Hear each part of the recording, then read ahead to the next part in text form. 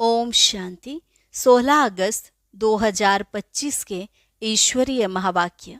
पहले एक नज़र मुरली के मुख्य पॉइंट्स पर। बाबा ने कहा, तुमको यह नशा होना चाहिए कि हम भगवान के बच्चे हैं, उनके साथ रहते हैं। स्वयं भगवान हमको पढ़ाते हैं, परंतु बच्चे भूल जाते हैं तो वह खुशी व नशा नहीं रहता, फिर मुरझा पड़ते हैं, एकदम जैसे मुर्दे बन जाते हैं। फिर बाबा ने कहा, काम चिता पर बैठ, तुम सब शाम अर्थात काले बन गए हो। अब मैं आया हूँ सुंदर बनाने। जो कब्रिस्तानी बने हैं वही अब ज्ञान चिता पर बैठ दैवी गुण धारण कर परिस्तानी बनते हैं। तुम जब याद की मेहनत करेंगे तभी वाणी जौहरदार होगी, काया भी कंचन बनेगी याद की यात्रा से। और लास्ट में बाबा ने कहा, तुम बच्चों की चलन बड़ी फर्स्ट क्लास होनी चाहिए, मुख से सदैव रत्न निकलने चाहिए।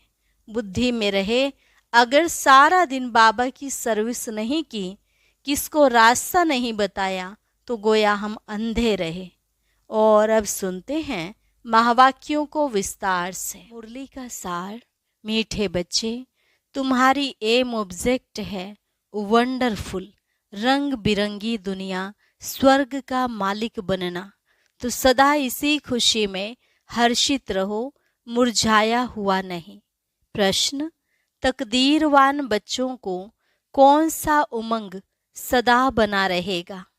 उत्तर, हमें बेहद का बाप नई दुनिया का प्रिंस प्रिंसेस बनाने के लिए पढ़ा रहे हैं।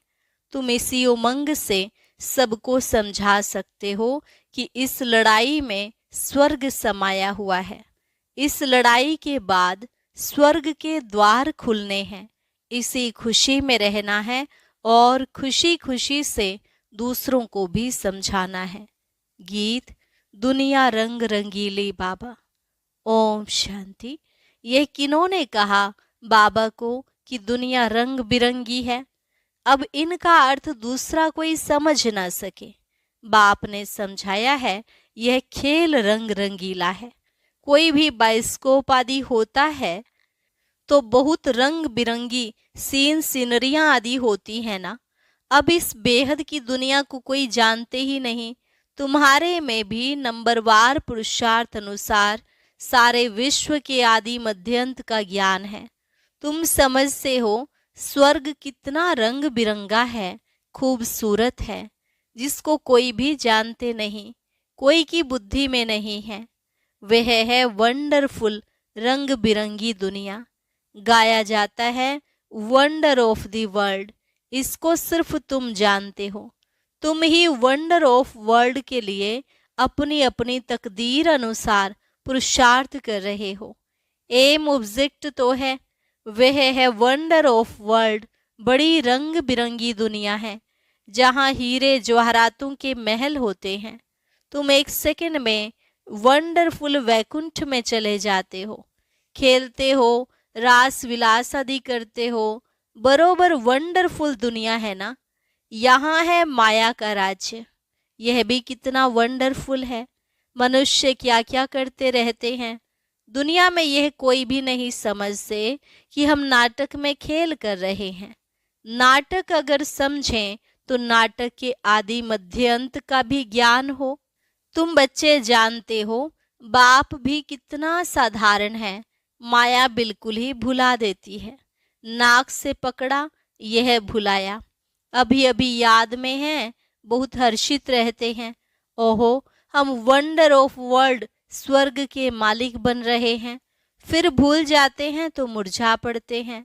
ऐसा मुरझा जाते हैं जो भील भी ऐसा मुरझाया हुआ ना हो, जरा भी, जैसे कि समझ से ही नहीं कि हम स्वर्ग में जाने वाले हैं। हमको बेहद का बाप पढ़ा रहे हैं, जैसे एकदम मुर्दे बन जाते हैं। वह खुशी, वह नशा नहीं रहता। अभी वंडर ऑफ वर्ल्ड स्वर्ग की स्थापना हो रही है। वंडर ऑफ वर्ल्ड का श्री कृष्ण है प्रिंस, यह भी तुम जानते हो। श्री कृष्ण जन्माष्टमी पर भी जो ज्ञान में होशियार है वह समझाते होंगे। Shri Krishna wonder of world का प्रिंस था। वह सतयुग फिर कहाँ गया? सतयुग से लेकर सीढ़ी कैसे उतरे, उतरती कला कैसे हुई, तुम बच्चों की बुद्धि में ही आएगा। उस खुशी से समझाना चाहिए। श्री कृष्ण आ रहे हैं, श्री कृष्ण का राज्य फिर स्थापन हो रहा है। यह सुनकर भारतवासियों को भी खुशी होनी चाहिए, परंतु यह उमंग उन्हों को आएगा जो तकदीरवान होंगे। दुनिया के मनुष्य तो रत्नों को भी पत्थर समझकर फेंक देंगे। यह अविनाशी ज्ञान रत्न है ना, इन ज्ञान रत्नों का सागर है बाप। इन रत्नों की बहुत वैल्यू है। यह ज्ञान रत्न धारण करने हैं। अभी तुम ज्ञान सागर से डायरेक्ट सुनते हो, तो फिर और कुछ भी सुनने की दरकार ही नहीं। सतयुग में यह होते नहीं, न वहाँ LLB न सर्जन आदि बनना होता।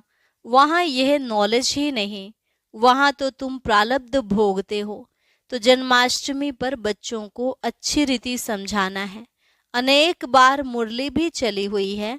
बच्चों को विचार सागर मंथन करना है, तभी पॉइंट्स निकलेंगी।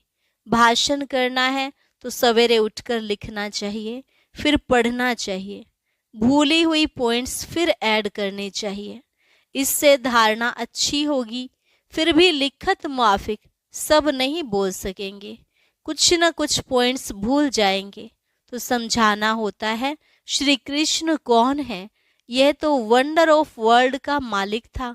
भारत ही पैराडाइज था। उस पैराडाइज का मालिक श्री कृष्ण था। हम आपको संदेश सुनाते हैं कि श्री कृष्ण आ रहे हैं। राजयोग भगवान ने ही सिखाया है, अब भी सिखला रहे हैं। पवित्रता के लिए पुरुषार्थ करा रहे हैं, डबल सिरताज देवता बनाने के लिए। यह सब बच्चों को स्मृति में आना चाहिए। जिनकी प्रैक्टिस होगी वह अच्छी रीति समझा सकेंगे। श्री कृष्ण के चित्र में भी लिखत बड़ी फर्स्ट क्लास है। इस लड़ाई के बाद स्वर्ग के द्वार खुलने हैं। इस लड़ाई में जैसे स्वर्ग समाया हुआ है। बच्चों को भी बहुत खुशी में रहना चाहिए। जन्माष्टमी पर मनुष्य कपड़े आदि नए पहनते हैं, लेकिन तुम जानते हो कि अभी हम यह पुराना शरीर छोड़ नया कंचन शरीर लेंगे। कंचन काया कहते हैं ना, अर्थात सोने की काया। आत्मा भी पवित्र, शरीर भी पवित्र। अभी कंचन नहीं है, नंबरवार बन रही है। कंचन बनेंगी ही याद की यात्रा से। बाबा जानते हैं बहुत हैं जिनको याद करने का भी अक्ल नहीं है। याद की जब मेहनत करेंगे तभी वाणी जोहरदार होगी। अभी वह ताकत कहाँ है? योग है नहीं। लक्ष्मी नारायण बनने की शक्ल भी चाहिए ना, पढ़ाई चाहिए। श्री कृष्ण जन्माष्टमी पर समझाना बहुत सहज है। श्री कृष्ण के लिए कहते हैं श्याम सुंदर। श्री कृष्ण को भी काला, नारायण को भी काला, राम को भी काला बनाया है। बाप खुद कहते हैं मेरे बच्चे जो पहले ज्ञान चिता पर बैठ स्वर्ग के मालिक बने, फिर कहाँ चले गए? काम चिता पर बैठ नंबरवार गिरते चले आए। सृष्टि भी सतो प्रधान, सतो रजो तमो बनती है, तो मनुष्यों की अवस्था भी ऐसी होती है। काम चिता पर बैठ सब श्याम अर्थात काले बन गए हैं।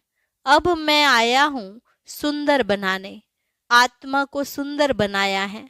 बाबा हरेक की चलन से समझ जाते हैं। मनसा वाचा कर्मणा कैसे चलते हैं, कर्म कैसे करते हैं, उससे पता पड़ जाता है। बच्चों की चलन तो बड़ी फर्स्ट क्लास होनी चाहिए।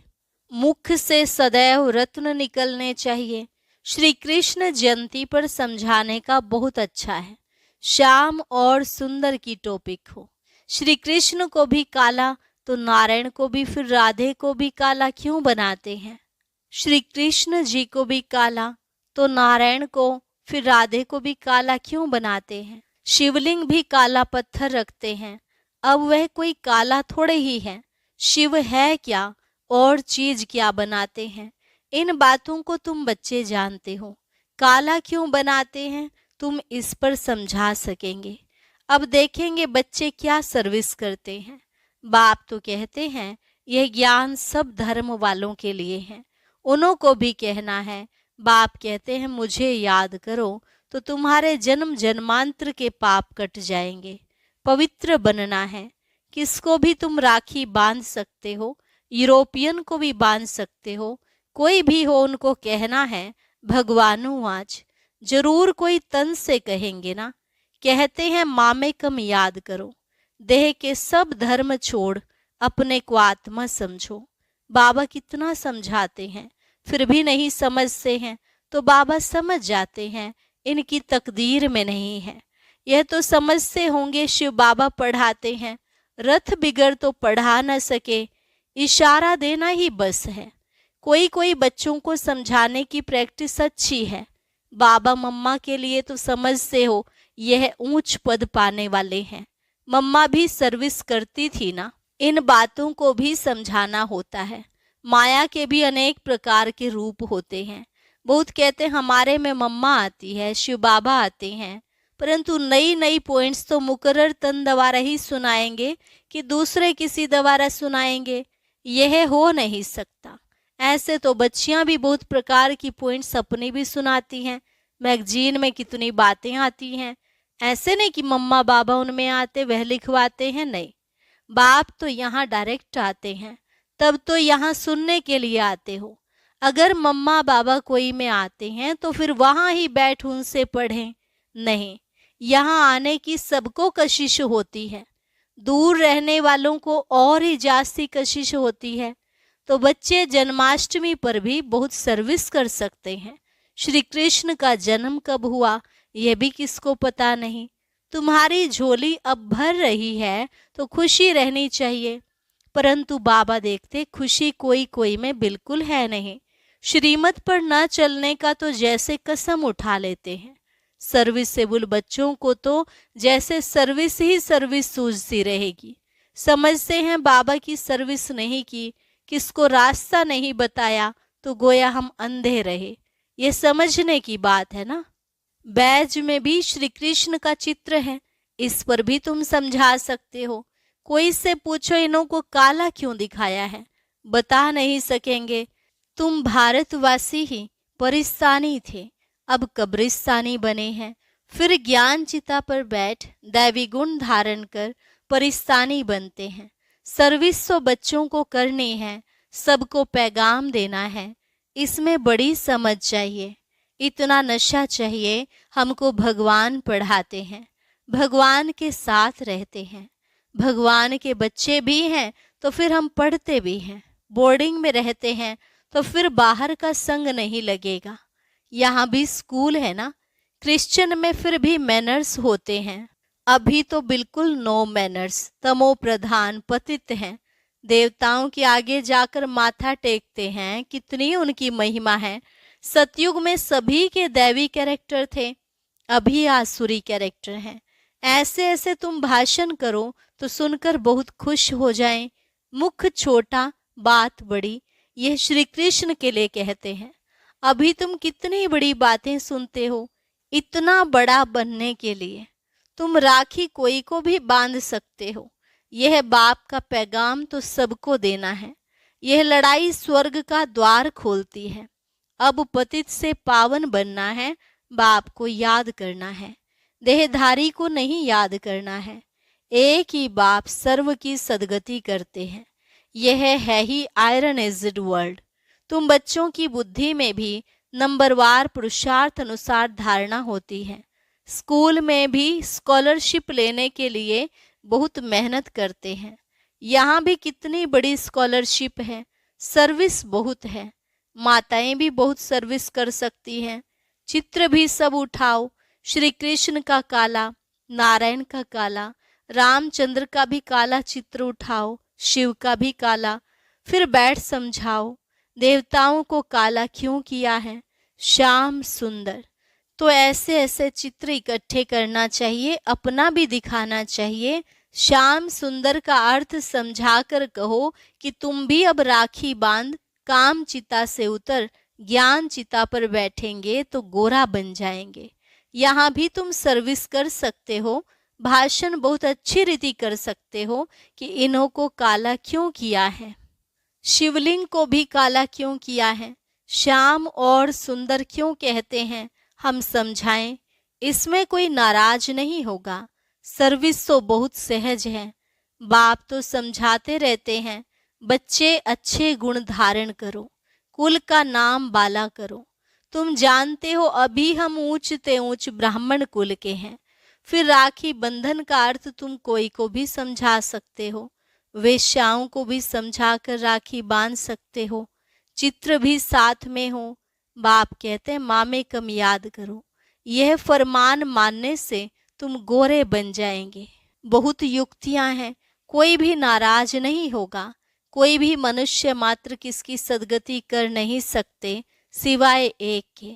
भले राखी बंधन का दिन ना हो, कभी भी राखी बांध सकते हो। यह तो अर्थ समझना है। राखी जब चाहे तब बांधी जा सकती है। तुम्हारा धंधा ही यह है। बोलो बाप के साथ प्रतिज्ञा करो। बाप कहते हैं मामेकम याद करो तो पवित्र बन जाएंगे। मस्जिद में भी जाकर तुम उनको समझा सकते हो कि हम राखी बांधने के लिए आए हैं। यह बात तुमको भी समझने का हक है। बाप कहते हैं मुझे याद करो तो पाप कट जाएंगे, पावन बन पावन दुनिया का मालिक बन जाएंगे। अभी तो पतित दुनिया है ना, गोल्डन एज ही जरूर, अब आयरन एज है। तुमको गोल्डन एज में खुदा के पास नहीं जाना है। ऐसे सुनाओ तो झट आकर चरणों पर पड़ेंगे। अच्छा, मीठे मीठे सिकिलधे बच्चों प्रति माता पिता बाप दादा का याद प्यार और गुड मॉर्निंग। रूहानी बाप की रूहानी बच्चों को नमस्ते। रूहानी बच्चों की रूहानी बाप दादा को नमस्ते नमस्ते, गुड मॉर्निंग। शुक्रिया बाबा, शुक्रिया। धारणा के लिए मुख्य सार। ज्ञान रत्नों के सागर से जो अविनाशी ज्ञान रत्न प्राप्त हो रहे हैं, उनकी वैल्यू रखनी है। विचार सागर मंथन कर स्वयं में ज्ञान रत्न धारण करने हैं। मुख से सदैव रत्न निकालने हैं। याद की यात्रा में रहकर वाणी को जौहरदार बनाना है। याद से ही आत्मा कंचन बनेगी, इसलिए याद करने का अक्ल सीखना है।